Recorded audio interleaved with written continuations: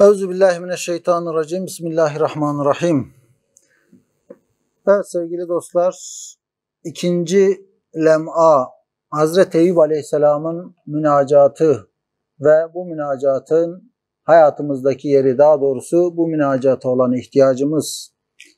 Buradan daha önceki dersimizde biz Hazreti Eyüp Aleyhisselam'ın bu münacatına ondan 1000 kat daha muhtaç olduğumuzu söylemiştik. Neden? Çünkü Hazreti Eyüp Aleyhisselam'ın hastalığı, yaraları onun sadece dünya hayatını tehdit ediyordu. Ama ona mukabil, onun zahiri yaralarına, hastalıklarına mukabil bizim batini, kalbi ve ruhi yaralarımız vardı. Ve bu yaralarımız, bu hastalıklarımız bizim sadece dünya hayatını değil, ebedi hayatımızı tehdit ediyor. Dolayısıyla Hazreti Eyüp Aleyhisselam'dan çok daha fazla bu duaya muhtacız. Ne diyordu Hazreti Eyüp Aleyhisselam? Rabbi messeniyed-durru ve ente erhamur rahimin. Rabbim bana zarar dokundu, sen merhametlilerin en merhametlisisin. Dolayısıyla bu duayı bu ayetten iktibas suretiyle bizim de sürekli kullanmamız, Allah'a bu dua ile yalvarmamız, bu mücerreb ve tesirli dua ile yalvarmamız gerekiyor. Ve unutmamalıyız ki bu günahlar karşısında kalp ve ruhumuzda açılan yaraların tedavisi tövbe ve istiğfardır. Tövbe edilmediği zaman her bir günah bizleri küfre götürebilir demiştik ve küçücük bildiğimiz, zahiren küçük bilinen günahlar dahi terk edilmediği zaman nasıl insanı inkara kadar götürüyordu, bunları görmüştük. Şimdi musibetler karşısında tavrımız ne olmalı? Şikayet etmeye neden hakkımız yok? Allah'tan şekva etmeye neden hakkımız yok? Ve bu musibetlerin hikmetlerini görmeye devam ediyoruz inşallah. İkinci nükte ile kaldığımız yerden devam ediyoruz. Musibet ve hastalıklarda insanların şekvaya yani şikayet etmeye 3 vecihle hakları yoktur. Birincisi, Cenab-ı Hak insana giydirdiği vücut libasını sanatına mazhar ediyor. Şu nasıl libas, elbise bedenimizin elbisesidir. Aynı şekilde beden de insana giydirilmiş bir elbisedir. İnsanın ruhuna giydirilmiş bir elbisedir. Dolayısıyla Allah insana giydirdiği şu vücut, beden libasını, elbisesini sanatına mazhar ediyor. Yani o elbise üzerinde, o beden üzerinde sanatını icra ediyor, gösteriyor Allah.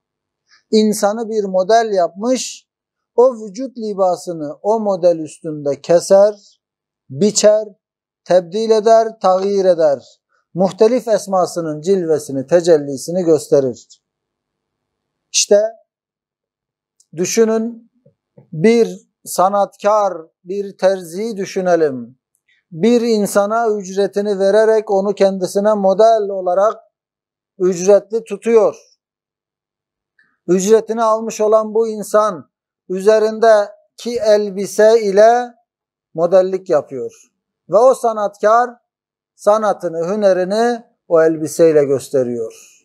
O elbiseyi dilediği zaman kısaltıyor, dilediği zaman kesiyor, modelini de oturtuyor, kaldırtıyor, sağa döndürüyor, sola döndürüyor. Peki o insan elbiseyi kesmekle, kısaltmakla, daraltmakla bana eziyet ediyorsun diye şikayet edebilir mi? Edemez. Neden? Çünkü ücretini almış, modellik yapıyor. Ve o terzi sanatını gösterecek o elbise üzerinde.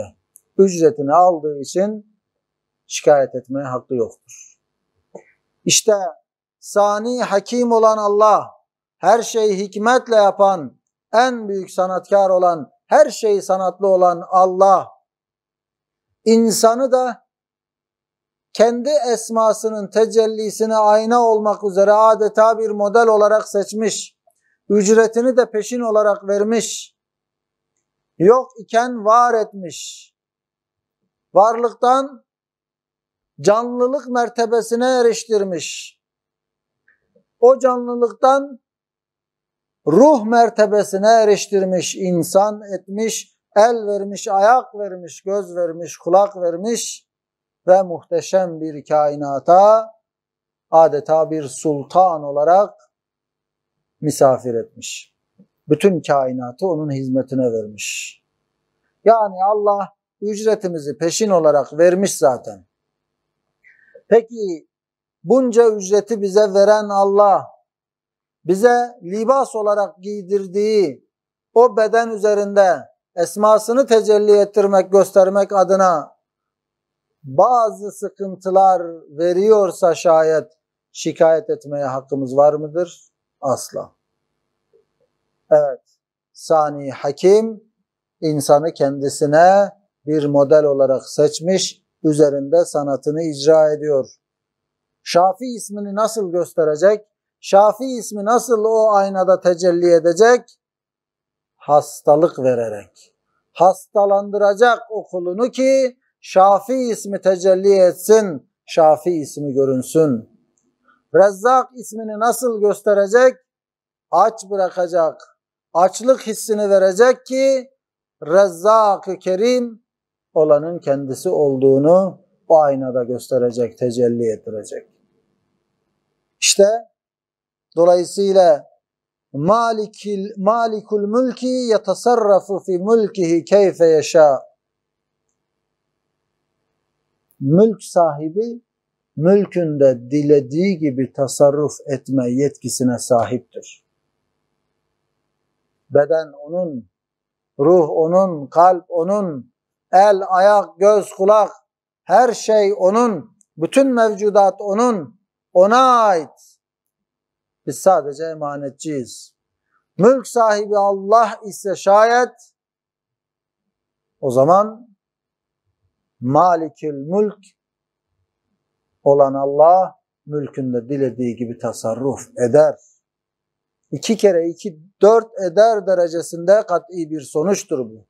Beşeri hayatta da böyle değil mi? Kendi mülkümüze başkasının tasarrufuna izin, müsaade verir miyiz? Vermeyiz. Mülk bizimdir diyoruz çünkü. Emanetçi konumunda olduğumuz mülkümüze dahi bu kadar sahip çıkıp müdahaleyi kabul etmiyorsak, gerçek manada mülkün sahibi olan, yerin göğün ve arasındakilerin sahibi olan Allah elbette kendi mülkünde dilediği gibi tasarruf edecek. Bütünüyle ona aitiz. Her şeyimizle ona aitiz. O halde Allah o mülkünde dilediği gibi tasarruf eder. Demek ki şikayet etmeye hakkımız yok. Birinci vecih. İkinci vecih. Hayat musibetlerle, hastalıklarla tasaffi eder, saflaşır, kemal bulur, kuvvet bulur, terakki eder, netice verir, tekemmül eder, vazife-i hayatiyeyi yapar. Evet. Hayat nasıl olgunlaşır? Hayat nasıl saflaşır? Hayat nasıl kemale erer? Musibetlerle, sıkıntılarla. Kozasından çıkan bir kelebeğin dahi kanat çırparak böyle bütün alemi adeta gezebilecek kıvama erişmesi için o daracık yerde kanat çırparak o kozayı yırtması lazım. O kanatlarını güçlendirmesi lazım. Zahiren bir sıkıntı, zahiren bir musibet o daracık yerde olması. Ama onun o kozasını yırtmak için verdiği mücadele, o karanlıkta verdiği mücadele onun kanadına öyle bir güç veriyor ki onu gökyüzünde taşıyor. Adeta bütün bağları, bahçeleri gezecek bir imkan veriyor ona. İşte hayat da aynen böyledir. Çektiğimiz musibetler, sıkıntılar adeta şöyle hayatı en tepeden izleyebilecek bir kanat veriyor bize. Manevi anlamda tefekkür dünyamızda hayata bakış açımızı böyle mükemmelleştiriyor, böyle olgunlaştırıyor. O halde musibetler karşısında şekvaya hakkımızın olmayışının ikinci vecihi, musibetlerle, hastalıklarla hayat saflaşıyor, kemal buluyor, terakki ediyor. O yüzden şikayet etmeye hakkımız yok. Yeknesak, monoton, istirahat döşeğindeki hayat, yani hiç sıkıntı çekmeden, hiç bela ile musibetle uğraşmadan monoton bir hayat, hayrı mahz olan, mutlak hayır olan, vücuttan, varlıktan ziyade şerri mahz olan ademe yakındır, yokluğa yakındır ve ona gider. Yani bela ve musibetler insana gerçek manada var olmanın değerini kazandırır. Yani hiçbir sıkıntı çekmemiş bir insan, saflaşmamış, kemale ermemiş, hayata bakışı olgunlaşmamış bir insan yok gibidir, yok hükmündedir. O yüzden yeknesak, monoton, istirahat döşeğindeki hayat, işte varlıktan çok, mutlak hayır olan varlıktan çok, mutlak şer olan ademe, yokluğa daha yakındır. Gelelim üçüncü vecihe. Şu dar-ı dünya meydan-ı imtihandır ve dar-ı hizmettir dostlar. İçinde yaşadığımız dünya lezzet ve ücret yeri değildir, mükafat yeri değildir. İmtihan salonudur şu dünya. Hizmet diyarıdır, hizmet mekanıdır. Burada hizmet var. Burada imtihan var. Burada zahmet var, dert var, çile var, olacak. İmtihanın gereğidir. İnsan imtihan salonunda kurallara uymak zorundadır. Terleyecektir. Sorularla, sorunlarla mücadele edecektir. Ama neticesini düşündüğü zaman o terlemek bile ona güzel gelecektir. İşte bilmeliyiz ki bu dünya lezzet yeri değil, ücret yeri değil, mükafat yeri değildir. İmtihan yeridir, hizmet yeridir. Hizmet diyarıdır. Madem dar-ı hizmettir ve mahalli ubudiyettir, ibadet yeridir, hastalıklar ve musibetler dini olmamak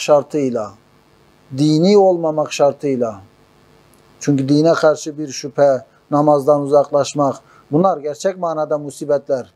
İşte bizim zahiri anlamda bildiğimiz bela ve musibetler sabretmek şartıyla o hizmete ve o ubudiyete çok muvafık oluyor ve kuvvet veriyor. Madem dünya hizmet yeriydi, işte o bela ve musibetler de o hizmete, o kulluğa daha uygundur. Kuvvet veriyor. İnsanı ibadete sevk ediyor.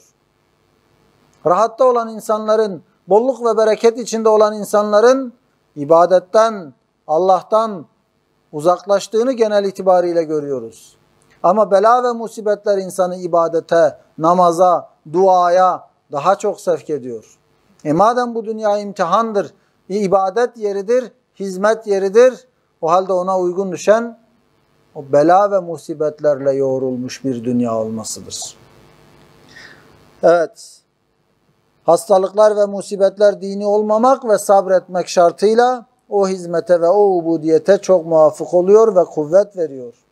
Ve her bir saati bir gün ibadet hükmüne getirdiğinden şekva değil, şükretmek gerekir.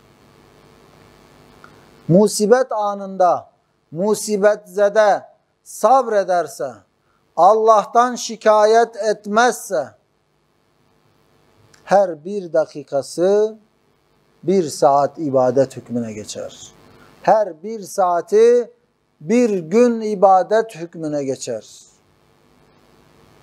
Peki böyle bir kazancı veren bela ve musibetlere şikayet edilir mi? Elbette edilmez. Tam tersine şükretmek lazım. Şükretmek lazım. Yani büyük madenler, büyük cevherler için yapacağın, göstereceğin çaba, hani bir yeri kazıyorsun, o kazmada kazma işleminde evet yorulacaksın, sırtın ağrıyacak, terleyeceksin ama bulacağın cevher, bulacağın o elmas, o yakut, o çektiğin şeyi hiçe indirir. Çünkü o zahmet sana büyük bir mükafat kazandıracak. Dolayısıyla dünyadaki bela ve musibetler de sabretmek ve dini olmamak şartıyla böyle büyük bir kazanç kapısıdır. Evet, ibadet iki kısımdır. Bir kısmı müsbet, diğeri menfi. Müsbet kısmı malumdur. Namaz, oruç, zekat ve benzeri ibadetler. Menfi kısmı nedir? İbadetin menfi kısmı hastalıklar ve musibetlerle, musibetzede zaafını ve aczını hissedip, Rabb Rahim'ine ilticakarane teveccüh edip, onu düşünüp, ona yalvarıp, halis bir ubudiyet yapar. İşte menfi ibadet dediğimiz kısım da bu. O diğer müsbet ibadetlerin haricinde demek ki bir ibadet türü de bu. Kişi bela ve musibetlerle hastalığını, acziyetini anlar ve Rabbine iltica eder, ona yönelir, onu düşünür, ona yalvarır ve ona böylece halis bir ibadet, halis bir kulluk yapar. Peki böyle bir ibadete riya ve gösteriş karışabilir mi? Asla. Çünkü böylesi bir ibadet halistir. Böylesi bir yalvarış halistir. İçine riya, içine gösteriş, içine menfaat karışmaz. Eğer sabretse, musibetin mükafatını düşünse, şükretse, işte o vakit her bir saati bir gün ibadet hükmüne geçer. Kısacık ömrü uzun eder. Musibet zamanı uzundur sözü bir anlamda böyle düşünülmeli. O musibet anında uzun bir ömürde kazanabileceğin sevabı, hayrı kazanabilirsin demektir aslında. Musibet zamanı uzundur. Uzun bir ömürde kazanabileceğini kazandırır. Hatta bir kısmı var ki bir dakikası bir gün ibadet hükmüne geçer. Yani öyle musibetler, öyle sıkıntılar var ki bırakın bir saatinin bir gün ibadet hükmüne geçmesini, bir dakikası adeta bir gün ibadet sevabını kazandırır. Hatta bir ahiret kardeşim Muhacir Hafız Ahmet isminde bir zatın müthiş bir hastalığına ziyade merak ettim. Kalbime ihtar edildi. Onu tebrik et. Her bir dakikası bir gün ibadet hükmüne geçiyor. Zaten o zat sabır içinde şükrediyordu. Evet. Demek ki öyle belalar, musibetler var ki bir dakikası bile bir gün ibadet hükmüne geçebilir. Böyle bir fayda, böyle bir kazanç sağlayabilir. O halde bela ve musibetlere bakışımızı tekrar gözden geçirelim. Bela ve musibetler bizleri Allah'a daha çok yaklaştıran birer vesiledirler. O yüzden hayat imtihan dünyasının her belki basamağında, her evresinde çeşitli belalar, sıkıntılar bizi bekliyor. Bunlara bu manayla baktığımızda bu musibetler karşısında şikayet yolunu değil, şükür yolunu seçmeliyiz. Evet dostlar, üçüncü nükte. Bir iki sözde beyan ettiğimiz gibi her insan geçmiş hayatını düşünse, kalbine ve lisanına ya ah gelir veya oh gelir. Yani geçmişini düşünen insan ya teessüf eder, üzülür, acı çeker veya elhamdülillah der, rahatlar, sevinir. Peki teessüfü dedirten, yani insana ah çektiren nedir? Eski zamanın lezzetleri değil midir? Eski zamanın lezzetlerinin zeval ve eleminden, zeval ve firakından neşet eden manevi elemlerdir. O güzellikler zeval buldu artık. Yok oldu. Artık o güzelliklerden ayrıldım. Onlar beni terk ettiler. Gençliğim beni terk etti artık. Güzeldi gençlik, lezzetliydi. Geçmişe dönüp bakıyorum, ah diyorum. Yaşadığımız diğer güzel anlar, tatlı hatıralar bir anlamda insana ah dedirtiyor. O güzelliklerden ayrılmak insana ah dedirtir. İnsanı teessüfe sürükler. Evet, teessüfü dedirten, eski zamanın lezaizinin zeval ve firakından neşet eden manevi elemlerdir. Çünkü zevali lezzet elemdir. Lezzetin bitimi elemdir. Evet, lezzet yaşandığı anda güzeldir ama onun biteceğini düşünmek bile o lezzeti yaşadığın anda lezzeti düşürür, derecesini düşürür. O yüzden insan dünyevi anlamda her şeyden lezzet alayım, zevk-ü sefaya bakayım derse hayvan gibi dahi olamaz. Çünkü hayvan o yaşadığı lezzeti tam tadını çıkararak yaşar. Geleceği düşünmez. O anın biteceğini düşünmez. İnsanda akıl vardır. En güzel anında bile biraz sonra o güzellik bitecek. Akıl ona bunu düşündürtür ve o anın lezzetinin derecesini bile düşürür.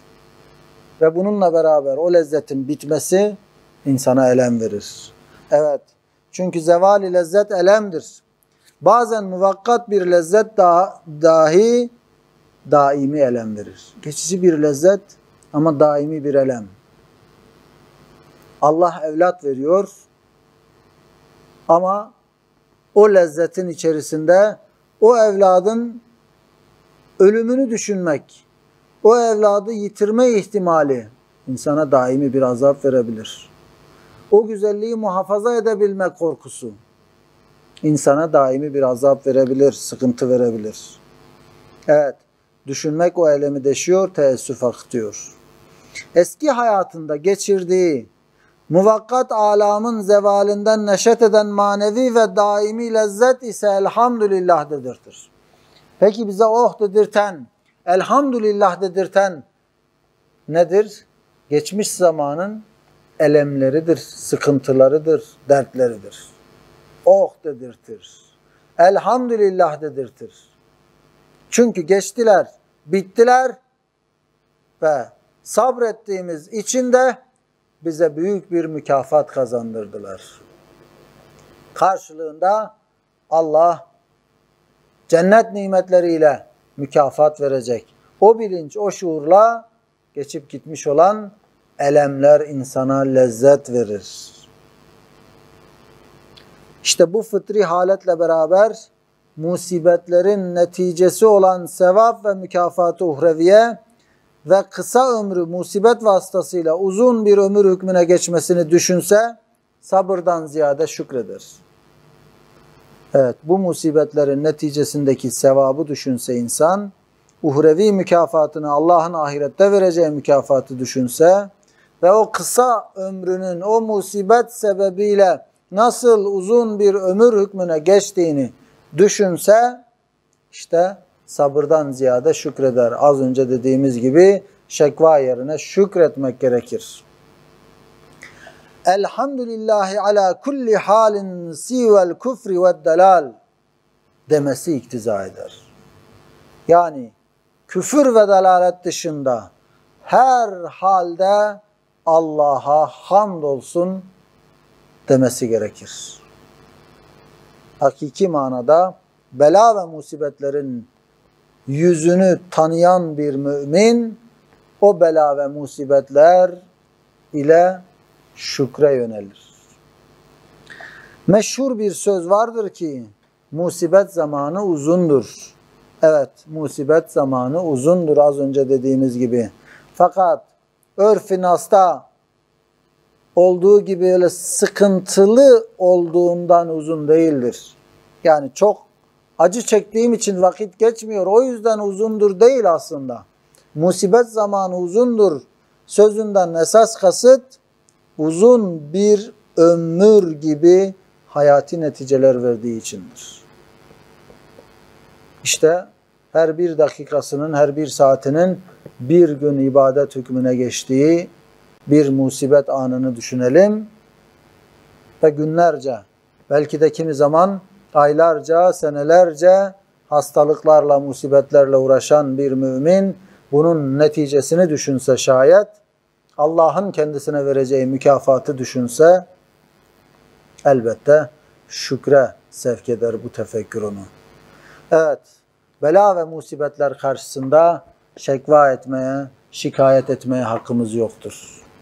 Şikayet edeceksek illa o bela ve musibetler karşısındaki aczimizi Allah'a şikayet edebiliriz. Kendimizi Allah'a şikayet edebiliriz.